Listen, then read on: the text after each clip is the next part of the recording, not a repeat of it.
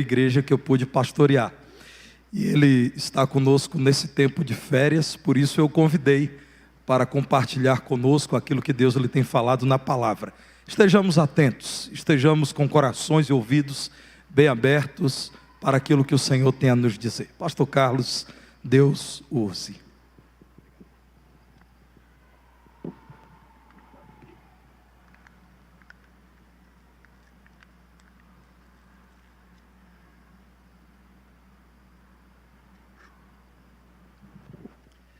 Boa noite, irmãos. Que a graça, a paz e a misericórdia do Senhor Jesus estejam com todos vocês.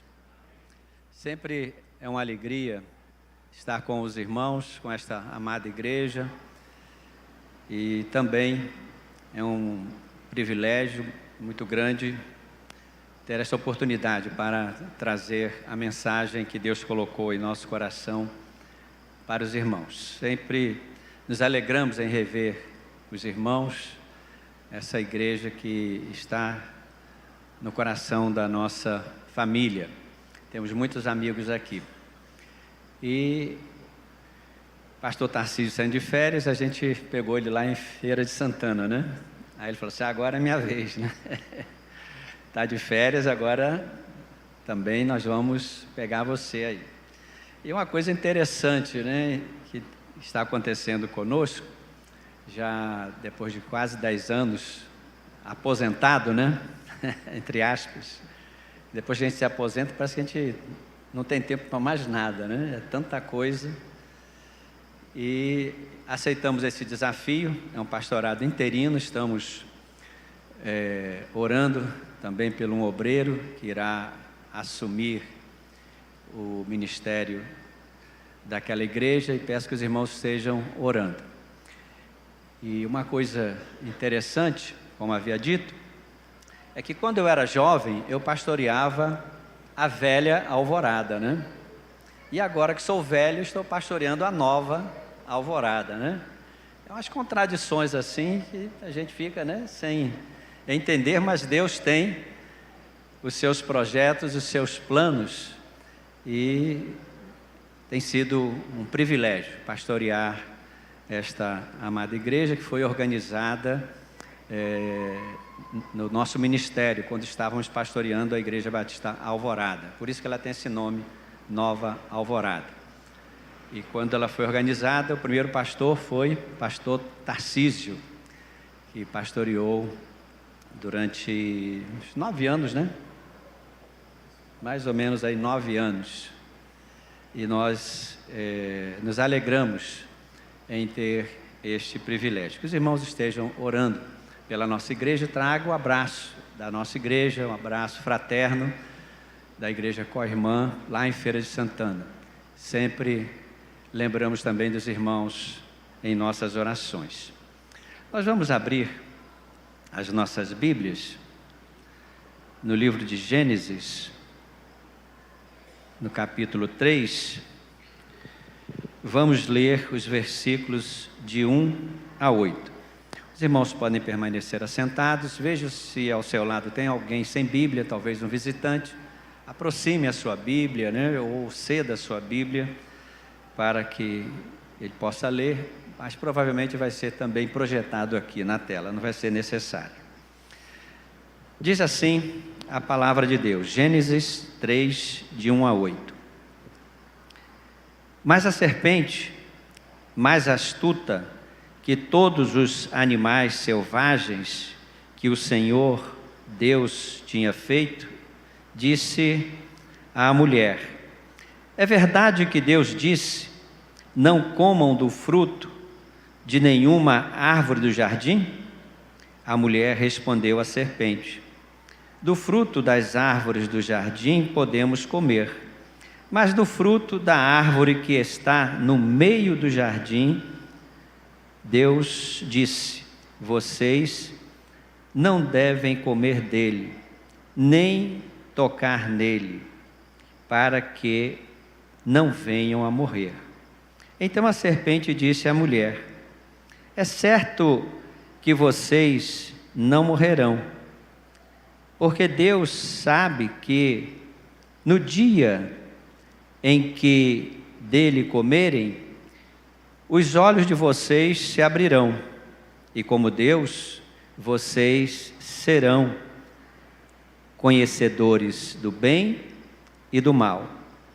Vendo a mulher que a árvore era boa para se comer, agradável aos olhos e árvore desejável para dar entendimento, tomou do seu fruto e comeu, e deu também ao marido, e ele comeu.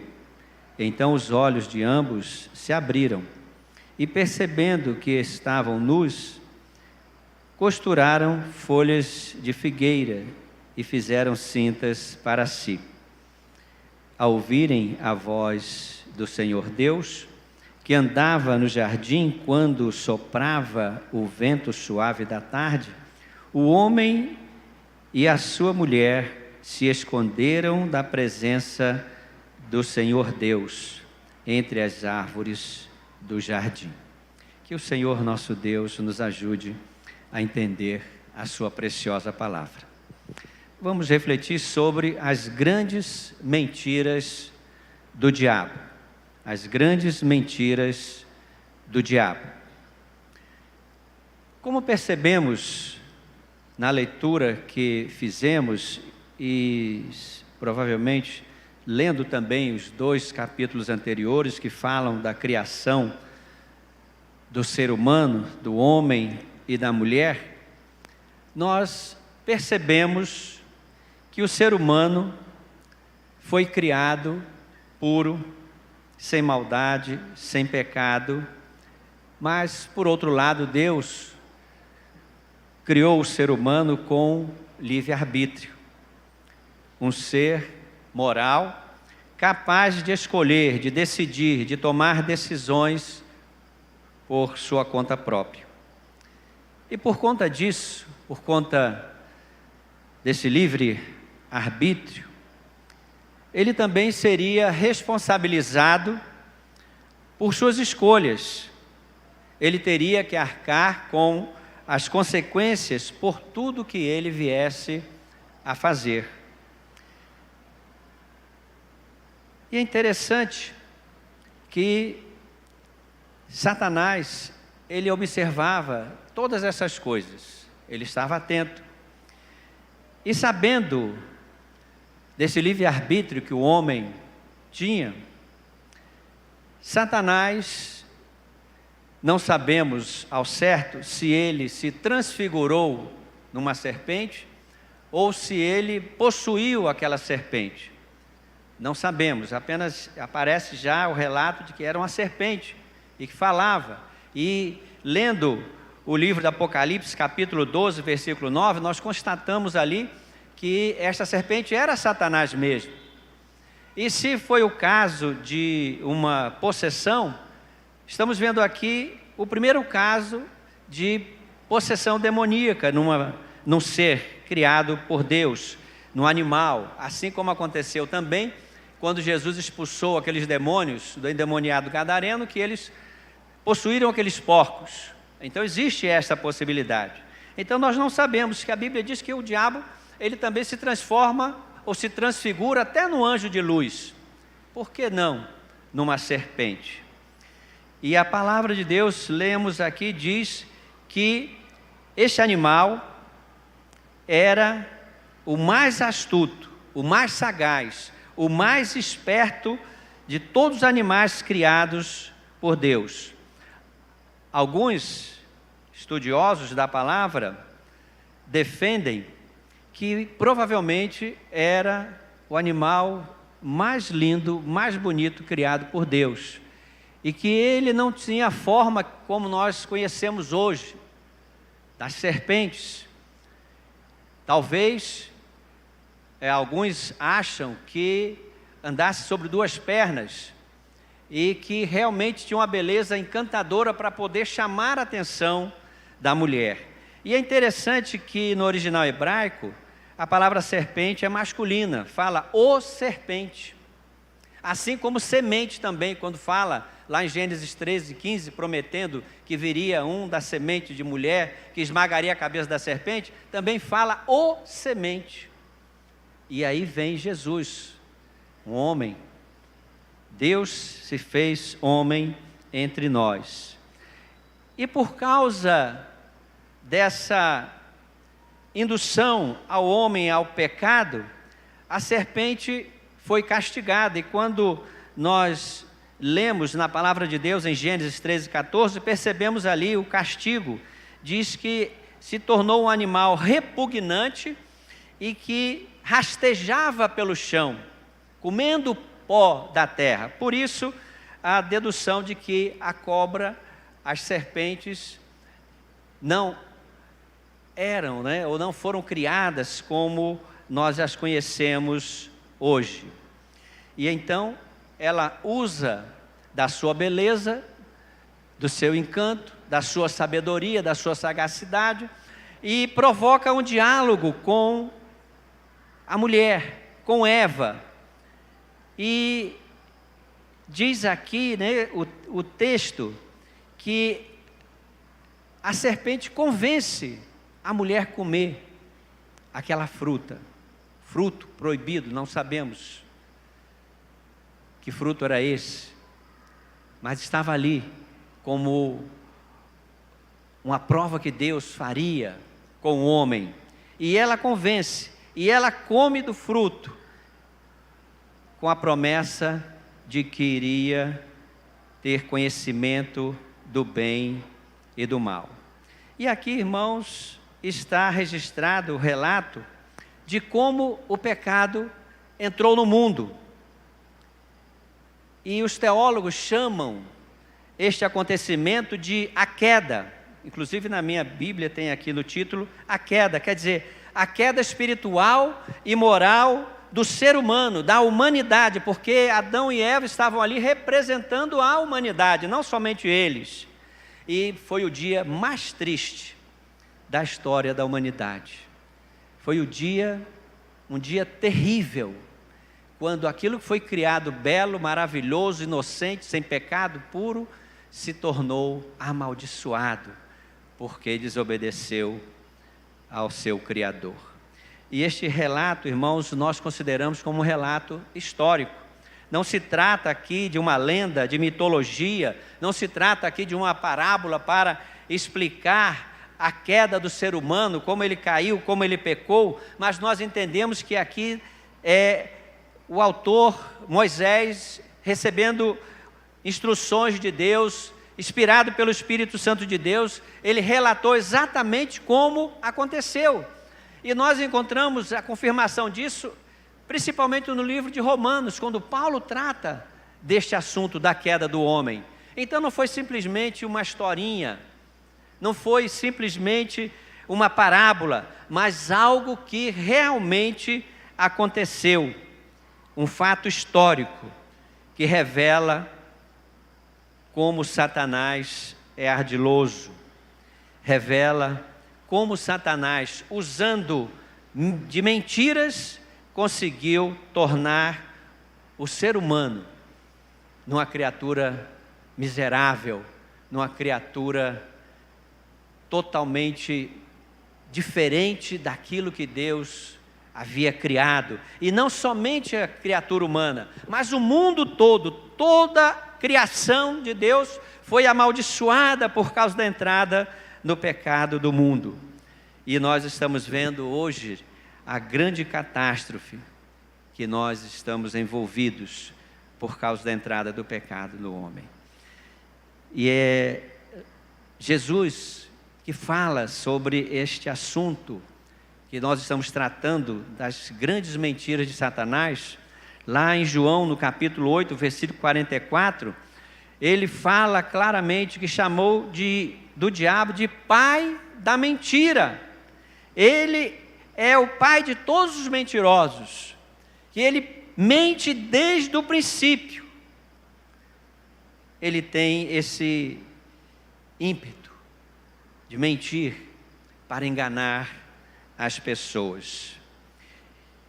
E nós vamos ver então, irmãos, com o texto sagrado, com o desenvolvimento desta reflexão, nós vamos constatar que as mentiras que levaram os primeiros seres humanos a pecar e se afastarem de Deus e a tornar o mundo um verdadeiro caos, são as mesmas mentiras que o diabo usa hoje para enganar o homem e para destruí-lo, para colocá-lo na lama. O ser que foi criado à imagem e semelhança de Deus, Satanás conseguiu jogá-lo na lama, com a intenção, é claro, também de atingir o seu Criador.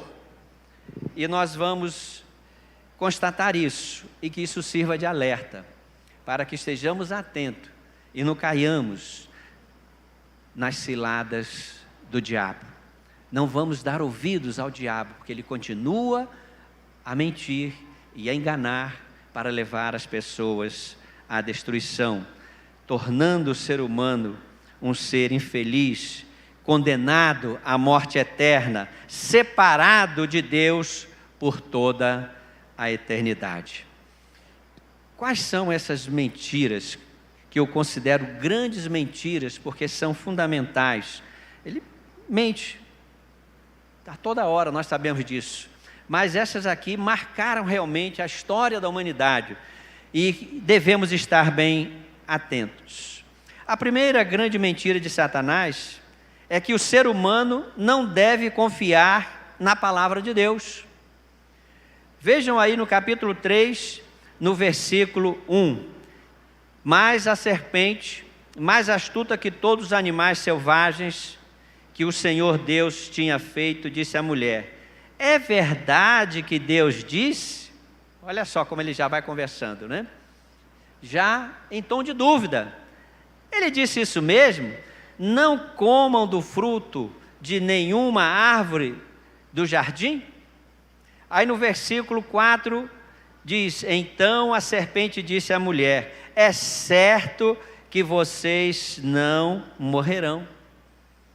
Eva repete, ainda acrescenta, alguma coisa para não tocar, segundo alguns, que na primeira parte, no diálogo que Deus teve com o ser humano, com os seres humanos, o casal, ele não falou em tocar, só falou em não comer, mas ela deu uma acrescentada, alguns acham, talvez não, talvez seja mesmo do texto, talvez Moisés citou, não citou no início, mas citou agora, isso aí não importa. Mas o que nós percebemos aqui é que Satanás estava dizendo para Eva: olha, vocês não devem confiar na palavra de Deus. Não confiem na palavra de Deus. Nem tudo que Deus diz é verdade. Nem tudo que Deus diz é bem assim. Prestem atenção. Ele disse que vocês vão morrer. Não é verdade, vocês não vão morrer coisa nenhuma. E eu vou provar para vocês. Vocês não vão morrer. Então ele diz: olha, vocês podem até acreditar em Deus, que Ele existe. Não tem problema nenhum. Porque eu também creio que Ele existe. E Tiago 2,19 diz que os demônios creem que Deus existe e estremecem. Então, crer em Deus não tem problema, pode crer. Agora, não acredite em tudo o que Ele diz. Nem tudo que Deus diz é verdadeiro. E eu vou provar para vocês. E nós estamos vendo assim, irmãos, que uma das obras do diabo é colocar a dúvida no coração das pessoas. O diabo põe dúvidas em todas as palavras de Deus. E segundo o pastor Isaltino Gomes Coelho Filho, conhecido dos irmãos, ele diz que Satanás foi o primeiro teólogo do mundo. Olha que coisa interessante. Só espero que ele não seja tido como pai dos teólogos, né? Porque ele foi o primeiro teólogo, mas nem por isso ele é o pai dos teólogos. Porque ele é o pai dos teólogos que interpretam a palavra de Deus de maneira errada. Aí sim, não é? É o que ele diz, que ele foi o primeiro a interpretar a palavra de Deus e totalmente errada. Como fazem certos teólogos hoje em dia. A gente não pode confiar, teólogo, a gente confia, né? Não quer dizer nada. Conhecemos muitos teólogos com a teologia totalmente fora da palavra de Deus, não baseada nas doutrinas, na sã doutrina que nós conhecemos. E então, Satanás, ele é muito ardiloso. Então diz a palavra de Deus, Jesus fala: eu sou o caminho, a verdade e a vida. Ninguém vem ao Pai senão por mim. Satanás diz: olha, não é bem assim não. Não é bem assim não. Olha, isso aí não acredite. Existem outros caminhos para vocês chegarem ao Pai. Existem outros caminhos. Vocês, por exemplo, podem, através das boas obras, vocês podem chegar ao Pai. Através da reencarnação, vocês podem chegar ao Pai. Através do conhecimento, vocês podem chegar ao Pai. Então não é bem assim. Aí Deus diz, a palavra do Senhor afirma, porque há um só Deus e um só mediador entre Deus e os homens. Aí o diabo diz: olha, não é bem assim, existem outros mediadores. Existem outros mediadores. Eu comprei certa vez um Novo Testamento católico, com comentários de rodapé. Naquela época eu comprei, era novidade, né? Inclusive até os evangélicos condenavam esses comentários de rodapé, que achavam que estava induzindo a pessoa a interpretar a palavra de Deus, né? Mas depois a gente acabou indo atrás, e hoje tem muitas bíblias com comentários de rodapé que nos ajudam bastante, né? Mas pegando aquela passagem, né, essa passagem que nós citamos agora, está lá no comentário do rodapé desse Novo Testamento católico, da Edições Paulinas. Eu acredito que eu li dei, não tenho certeza não. Está lá. Dizendo, olha, mesmo Paulo falando que só Jesus é o único mediador entre Deus e os homens, nós podemos recorrer à Virgem Maria, aos anjos e aos santos. Está lá no rodapé. Aí a pessoa que não tem, né, conhecimento da palavra de Deus, acha que aquilo ali faz parte do texto. Então, afirma categoricamente. Isso é o quê? Isso é coisa do diabo. Não é coisa de Deus. Porque a palavra de Deus diz uma coisa, o diabo diz outra. A palavra de Deus diz: no princípio criou Deus os céus e a terra. Aí vem um outro que diz: olha, não é bem assim. A terra, ela é fruto de evolução. E eu vou provar isso. E as pessoas acabam acreditando naquilo que o diabo vai falando. Foi o que Eva ouviu. Ah, quem comer vai morrer. Não, não é bem assim, vocês não vão morrer não. Porque Deus não estava falando exatamente, né, mas que eles iriam morrer fisicamente, cair fulminado. Mas que eles iriam morrer. Morreram espiritualmente primeiro. Porque através daquele pecado foram afastados de Deus, se separaram de Deus.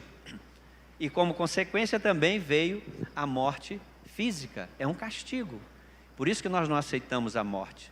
Por mais que digamos que estamos preparados, que temos Cristo no coração, que morrendo o cristão vai para o céu, mas mesmo assim, quando a morte chega, faz um estrago terrível na nossa vida.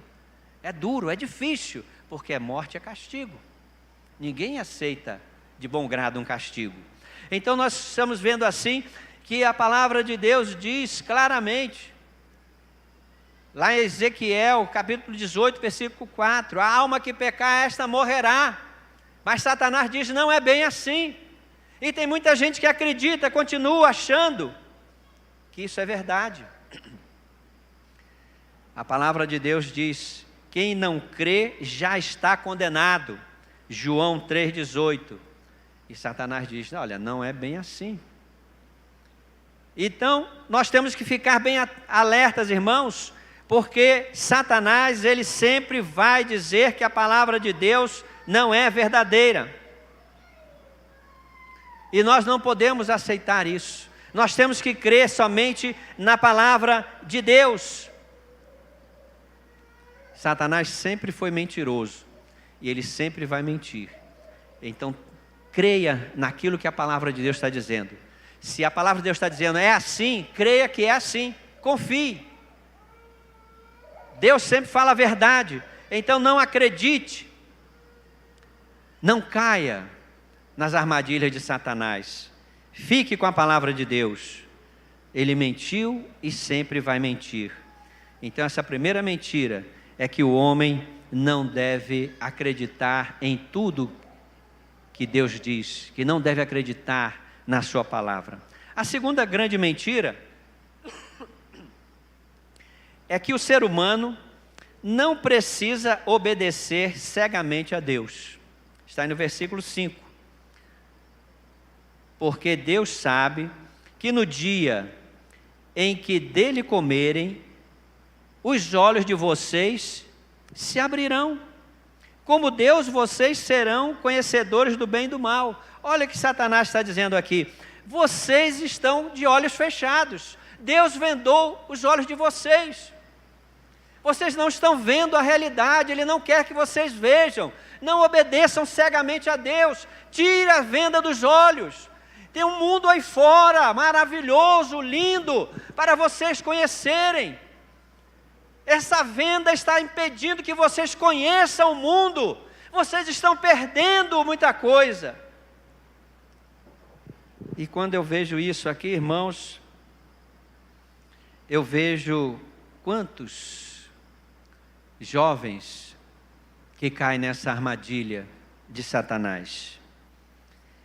Quantos jovens criados no Evangelho, criados na igreja, no lar cristão, e aí quando chegam na adolescência ou na juventude, principalmente quando estão fazendo uma faculdade, estão na universidade, e começam a ouvir seus professores falando uma porção de coisas, uma porção de mentiras, começando a questionar a fé, colocar em dúvida a nossa fé em Deus, na palavra, e começam a cair, e se afastam do Evangelho, e acham que realmente estavam cegos, não estavam vendo, e eles começam a colocar na cabeça do jovem: olha, você está obedecendo cegamente a Deus, não precisa ser assim, basta crer em Deus e pronto, não precisa obedecer a Deus cegamente.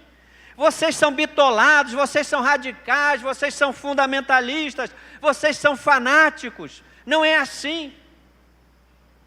Tire a venda dos olhos. Deus não quer que vocês vejam esse mundo maravilhoso. E tem muita gente que acredita. Tem muita gente que acredita. Eu lembro, quando era seminarista, um jovem, membro de uma outra igreja, meu amigo, ele ouvindo um testemunho de um jovem que havia deixado as drogas, se convertido, contando o seu testemunho, o que Cristo havia feito na vida dele, a grande libertação, ele disse assim para mim: olha, Carlos, estou pensando aqui em experimentar tudo isso aí, porque eu fui criado num lar evangélico, criado no evangélico, desde pequenininho na escola da Bíblia Dominical. Eu não conheço o mundo lá fora. Eu não conheço nada lá de fora. E as pessoas, quando me perguntam, né, sobre o evangelho, eu não tenho nada para contar. Então eu vou cair no mundão, vou experimentar, para depois eu chegar, gente, agora, olha, me converti, eu era viciado em drogas, eu fazia isso, me prostituía. Gente, isso é coisa do diabo. Isso é coisa do diabo, não caia nessa. Agradeça a Deus porque você foi criado no lar evangélico.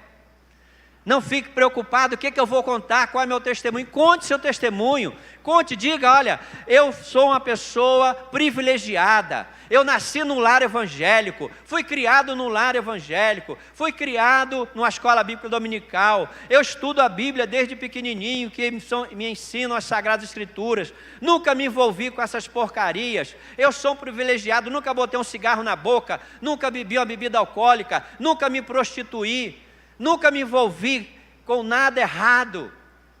Agradeça a Deus, esse é seu testemunho, meu jovem. Esse é seu testemunho. Não fique aí preocupado em contar coisas mirabolantes que aconteceram na sua vida. Isso é engodo de Satanás para afastá-lo de Deus.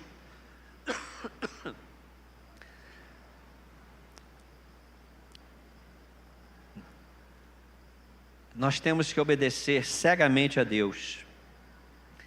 Obedecer cegamente a Deus é obedecer sem duvidar. É obedecer sem questionar. É obedecer sem perguntar o porquê. Assim como aquele menininho Talvez vocês já tenham ouvido essa história. Não, já abri aqui, deixa eu ver. Obrigado. Que estava viajando em um avião.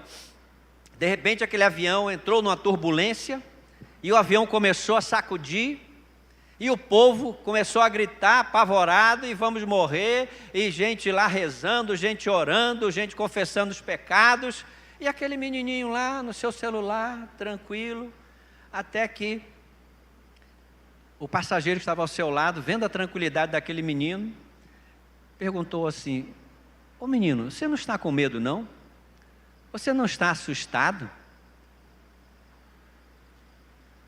O menino disse: não, por quê? Mas está todo mundo assustado. Não, meu pai é o piloto. Meu pai é o piloto, eu confio nele. Ele entrou nessa turbulência e vai sair. Fique tranquilo. E é assim com Deus, irmãos, nós não temos que ficar questionando. Quantas vezes nós temos dificuldade para aceitar a palavra de Deus? Não é assim não. Não pode ser assim. Tem que haver mais liberdade, né? Acham que o crente, porque não se envolve com as porcarias do mundo, não tem liberdade. Irmãos, eu até meus 17 anos tive a oportunidade de experimentar muita coisa do mundo. E digo a vocês, depois de 50 anos de convertido, nunca senti falta, saudade, nem vontade de voltar. Muito pelo contrário, quando eu vejo as pessoas envolvidas com as coisas do mundo, eu fico muito triste e digo: gente, não é possível, que vida fútil, que vida tola, que vida banal. Olha, estão perdendo a vida deles, estão perdendo, porque acreditam em Satanás, que tem coisas maravilhosas por trás daquilo que Deus está escondendo. E é interessante, irmãos, que quando encontramos aqui na palavra de Deus, que diz, né, que se comerem, os seus olhos abrirão, e como Deus, vocês serão conhecedores. Aqui o verbo conhecer, no hebraico, yadá, é o mesmo verbo usado para o casal que tem relações sexuais. Ele está falando assim: conhecer na intimidade, conhecer na experiência, é um conhecimento profundo. Então Satanás aqui não estava dizendo: olha, vocês vão obter informações que vocês não têm, vocês vão ficar mais bem informados. Não, ele estava dizendo aqui: você vai experimentar, você vai ter experiência com o bem e com o mal. E aquilo seduziu a Eva. Nossa, vou experimentar todas essas coisas, eu vou saborear essas coisas como saborearei esse fruto. E eles caíram nesta armadilha de querer experimentar, conhecer, provar. E eu lhes digo: não provem, não experimentem, porque depois que você experimentar, Satanás vai lhe fisgar. As drogas, quando vocês começam a usar, quando a pessoa começa a usar, ela no início é uma coisa maravilhosa, o pessoal gosta, acha bom, né? Mas depois se tornam escravas e vão ser destruídas por essa mesma droga. Então não caiam nessa história. Deus não quer que você tenha essa experiência, porque Ele sabe o que vai acontecer com você. Ele é o nosso Pai, Ele é onisciente, Ele sabe todas as coisas. Você não precisa disso para ser feliz, mas o diabo diz: olha, tire as vendas dos olhos, você vai ser mais feliz. Você não conhece todas as coisas, você está perdendo. Deus está escondendo coisas fantásticas de você. É outra grande mentira. Nós precisamos confiar plenamente em Deus. Até então, o homem vivia no mundo com os olhos de Deus. Ele via o mundo com os olhos de Deus. Um mundo belo, maravilhoso, puro, sem maldade, sem impureza.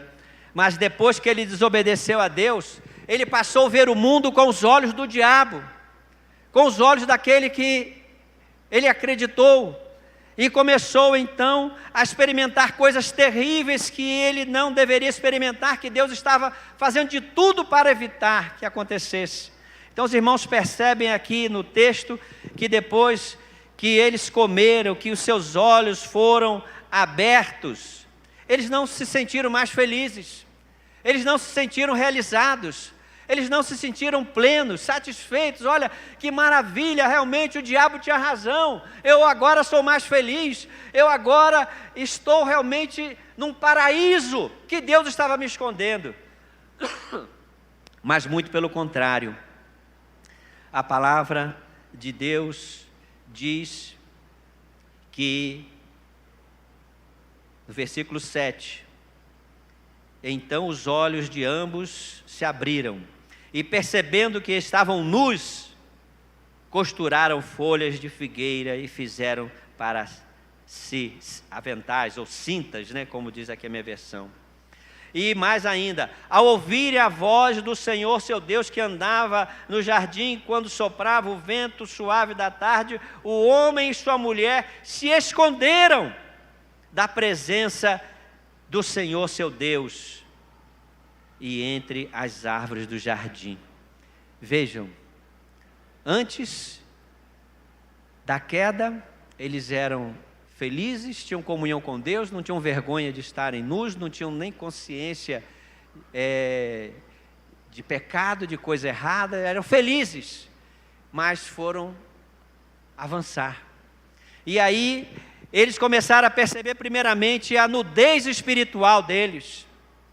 Eles se afastaram de Deus, eles se esconderam de Deus, eles começaram a sentir medo, algo que não haviam experimentado. E é assim que acontece quando o homem desobedece a Deus, quando o homem não confia cegamente em Deus, ele cai no pecado, e o pecado só traz sofrimento, é medo, é depressão, é ansiedade, é angústia, é fuga, é separação de Deus, é quebra da comunhão com Deus. E quando nós quebramos a nossa comunhão com Deus, só atraímos coisas ruins para a nossa vida. Então não faça isso. Você está pensando que o mundo lá fora é melhor? Não é não. Pense e analise o que aconteceu no passado. Depois que o homem desobedeceu a Deus, perdeu a capacidade de ver o mundo pelos olhos de Deus e se tornou uma pessoa infeliz, com vergonha, com medo. Perderam a comunhão com Deus, se sentiram solitários, se sentiram com remorso, com complexo de culpa. Só sofrimento, só coisas ruins. A visão do homem se obscureceu, passou a ver o mundo de uma maneira totalmente diferente, com maldade, com os olhos perversos, cheio de imoralidade. A visão do homem ficou distorcida, sua mente ficou cauterizada, o diabo cegou a humanidade. E uma prova está aí, quando nós lemos Romanos no capítulo 1, no versículos de 20 a 32, nós constatamos aí a depravação que chegou o gênero humano por causa do pecado. E eu não vou ler todo esse texto, que os irmãos já conhecem muito bem, mas os irmãos sabem o que aconteceu. Vamos ler apenas a partir do versículo 32, que diz assim: embora conheçam a sentença de Deus, de que os que praticam tais coisas são passíveis de morte, eles não somente as fazem, mas também aprovam os que as praticam. Coisas terríveis aqui, de imoralidade, principalmente Paulo destaca a questão da prática do homossexualismo. Coisas terríveis, e Deus entregou os homens a esta depravação, porque Ele quis seguir esse caminho. Então não foi boa coisa desvendar os olhos, deixar de confiar cegamente em Deus, Confie cegamente em Deus. Não acredite nessa história, que se você tirar venda, se você for buscar lá fora, que Deus está escondendo alguma coisa e você vai ser mais feliz. É mentira do diabo. Não creia, porque ele vai dizer para você: use drogas, você vai ser mais feliz. Adultere, se prostitua, minta, engane, seja esperto. Isso só vai trazer sofrimento para a sua vida. A única maneira de você encontrar a verdadeira felicidade é se voltando para Deus. É arrependido voltando para o Pai, aquele que o criou, crendo que somente nele nós podemos ter a verdadeira felicidade, a verdadeira paz. Vamos ler alguns textos interessantes aqui que vão esclarecer mais ainda essa nossa palavra. Abram aí João capítulo 8, no versículo 51, que mostram como é importante o ser humano obedecer a Deus e somente a Deus. Em verdade vos digo, que se alguém guardar, quer dizer, obedecer a minha palavra, não verá a morte eterna. Creia nisso. Quem desobedece a Deus vai passar pela morte eterna, mas quem obedece a Deus não vai experimentar a morte eterna. Vejam ainda Romanos, capítulo 2, versículo 8. Romanos 2, versículo 8. Mas a ira e indignação para os egoístas, aqueles que pensam só em si, que desobedecem à verdade e obedecem à injustiça. A palavra de Deus diz que aqueles que desobedecem a Deus, estes experimentarão a ira de Deus. Vejam ainda Romanos 6,16, diz assim: será que vocês não sabem que ao se oferecerem como servos para obediência, vocês são servos daquele a quem obedecem? Seja do pecado, que leva à morte, ou da obediência, que conduz à justiça. Quem pratica o pecado é escravo do pecado e vai obedecer ao pecado. Agora, quem é servo de Deus, obedece a Deus e vai fazer as coisas que agradam a Deus e vai ser muito feliz. Vejamos ainda 1 João, capítulo 5, versículo 3. 1 João 5, 3. Diz: porque este é o amor de Deus, que guardemos os seus mandamentos, e os seus mandamentos não são difíceis de guardar ou de obedecer. Ele está dizendo aqui que quem ama a Deus, obedece a Deus. Então, quantas pessoas nós encontramos que estão desobedecendo a Deus e dizem que amam a Deus? Isso é mentira. Porque quem ama a Deus, obedece a Deus, faz a vontade de Deus. Se você realmente obedece a Deus, você vai fazer a vontade de Deus. E veja mais uma passagem, vamos encerrar aqui esse segundo tópico. 1 Pedro 4, versículo 17. 1 Pedro 4, 17. Porque chegou o tempo de começar o juízo pela casa de Deus. E se começa por nós, qual será o fim daqueles que não obedecem ao Evangelho de Deus? Qual será o fim daqueles que não obedecem? A perdição eterna.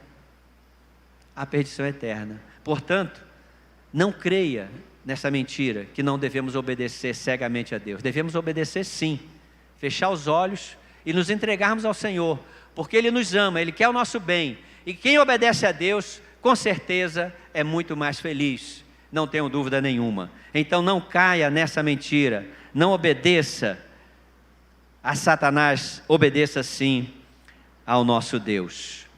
Em terceiro lugar, a terceira grande mentira que Satanás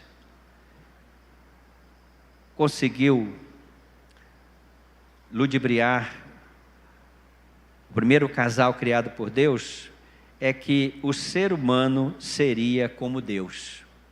Veja no versículo 5, ele fala: porque Deus sabe que no dia em que dele comerem, os olhos de vocês se abrirão e como Deus, vocês serão conhecedores do bem e do mal.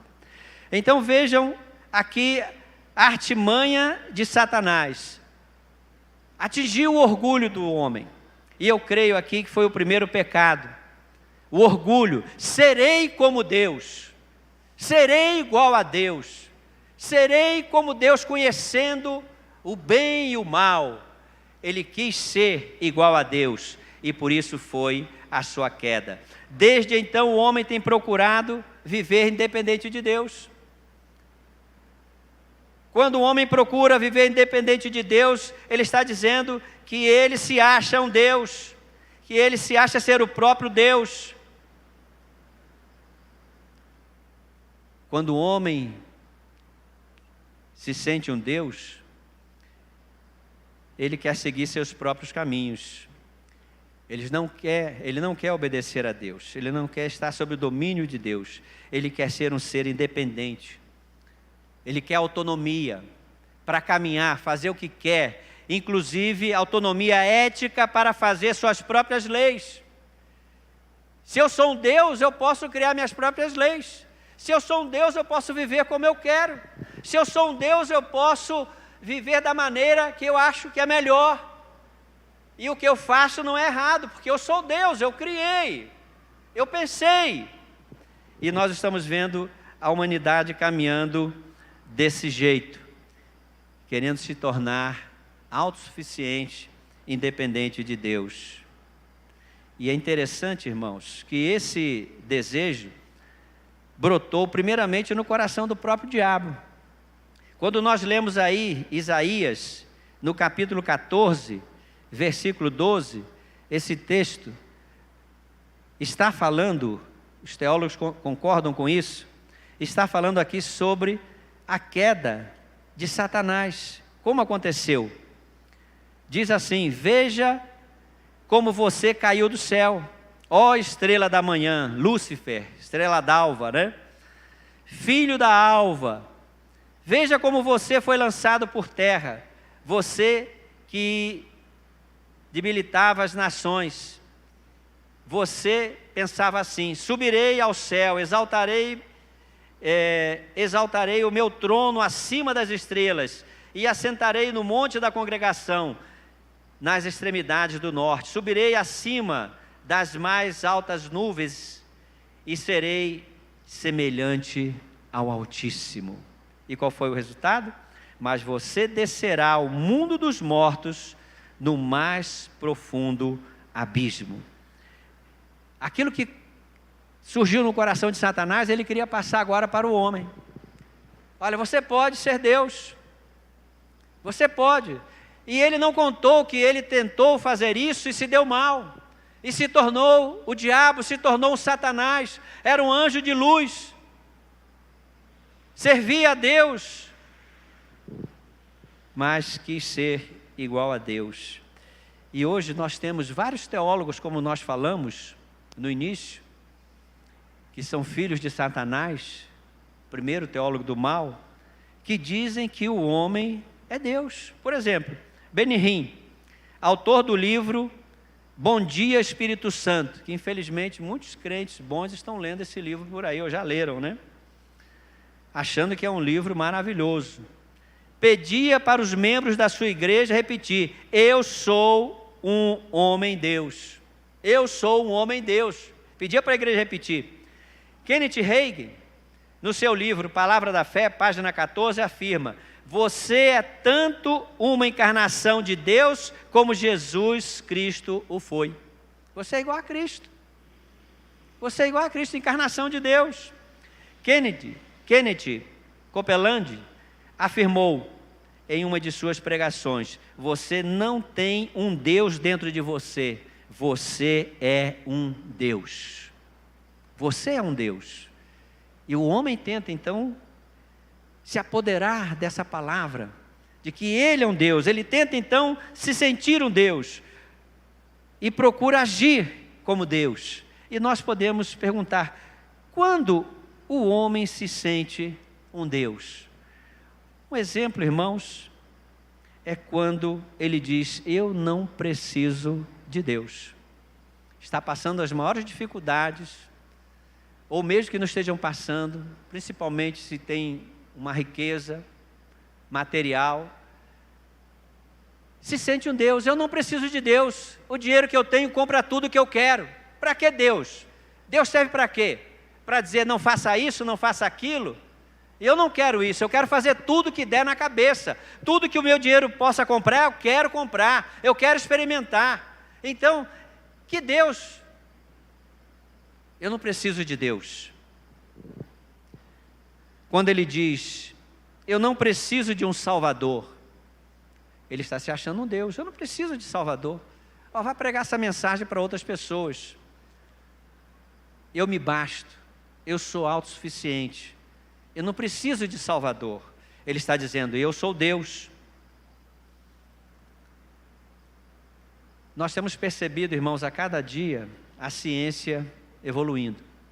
E os irmãos já perceberam, quanto mais a ciência evolui, mais nós nos distanciamos de Deus, menos buscamos a Deus. Alguém já disse que há mais de 100 anos atrás, quando a aspirina não tinha sido criada, uma simples dor de cabeça levava o ser humano a orar, pedir para Deus curar aquela dor de cabeça. Hoje não. Ele fala assim: toma aí uma aspirina, toma uma S, toma uma Novalgina. Não ora não. E podemos ver isso no nosso dia a dia. Nós pensamos em Deus muito depois. Tomamos todas as providências, quando alguém está enfermo, quando alguém está doente, quando alguém está com algum problema, vamos procurar um médico, vamos procurar um advogado, vamos procurar um engenheiro, vamos procurar o psicoterapeuta, o psicólogo, o psicanalista, mas nós não pensamos: gente, vamos parar, vamos buscar primeiro a Deus? É Deus, Ele é o nosso Criador, Ele conhece melhor, Ele sabe o que a gente precisa. Vamos entregar esse problema nas mãos dEle. Agora, se Ele disser: procure tal profissional, nós vamos procurar. Mas antes vamos orar. Não vamos deixar, irmãos, a secularização entrar no nosso coração, na nossa casa. Estamos deixando Deus de escanteio. A cada dia que as coisas vão evoluindo, Deus tem tomado menos espaço na nossa vida, porque começamos a nos sentir como Deus. E nós pensamos: por que Satanás quer que você ache que você é um Deus? Nós sabemos, irmãos, que quando o homem se sente um Deus, a tendência dele é se afastar de Deus. Eu me sinto Deus. Se eu sou um Deus, eu não preciso de Deus, sou autossuficiente, eu tenho tudo que eu quero, me basto. Então, ele começa a se afastar de Deus. E é isso que Satanás quer com essa mentira, que nós podemos ser iguais a Deus, é nos afastar dele. Quando a palavra do Senhor nos diz lá no Salmo 63, no versículo 1, ó Deus, Tu és o meu Deus, eu te busco ansiosamente, a minha alma tem sede de Ti, meu corpo te almeja, como terra árida, exausta e sem água. Nós precisamos de Deus, a nossa alma sente sede de Deus, sente fome de Deus, mas o diabo quer colocar na nossa cabeça: olha, você não precisa de Deus. E quando o homem pensa assim, se afasta de Deus, ele se torna a criatura mais infeliz na face da terra. Porque, como alguém já disse, que o nosso coração tem um espaço certinho para encaixar Deus ali, e só Deus encaixa nesse vazio. Uma pessoa que não tem Deus no seu coração é uma pessoa vazia, é uma pessoa triste, é uma pessoa insegura, uma pessoa medrosa, uma pessoa que realmente não experimenta as coisas boas que Deus tem para cada um de nós. Mas é isso que Satanás quer, nos afastar de Deus. E nós temos que entender que Jesus disse em João 15:5, sem mim nada podeis fazer. Nós temos então que nos humilhar, e a palavra de Deus diz que aqueles que se humilham serão exaltados. Nós temos que reconhecer que precisamos de Deus, buscar a Deus, entregar nossa vida a Deus, abrir nosso coração para Deus, receber a Jesus Cristo como nosso Salvador, quem não fez isso ainda, e não acreditar nessa história de que o homem é Deus, não precisa de Deus. Deus está dando uma oportunidade para você, ainda hoje, para que você o busque, para que você encha seu coração da presença dEle. Lá em Isaías, no capítulo 55, versículos 6 e 7, Isaías diz: busquem a Deus enquanto é possível achá-lo, clamem por Ele enquanto está perto, que o ímpio abandone o seu caminho mau, e que o homem mau os seus pensamentos. Converta-se ao Senhor, que se compadecerá dele, e volte-se para o nosso Deus, porque é rico em perdoar. Busque a Deus, e busque a Deus agora. Não deixe para amanhã. Creia, Ele está de braços abertos te esperando. Ele é um Deus maravilhoso, é um Deus que nos ama, é um Deus que quer o nosso bem. Então, não creia nas mentiras do diabo, que o diabo, ele veio somente para matar, roubar e destruir, mas Jesus veio para nos dar vida em abundância.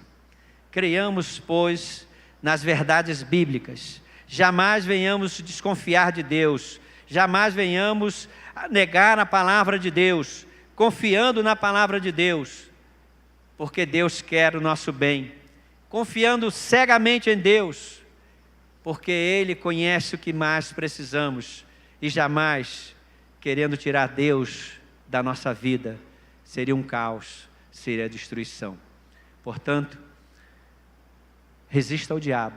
A Bíblia diz: resisti ao diabo e ele fugirá de vós. A Bíblia diz: não deis lugar ao diabo.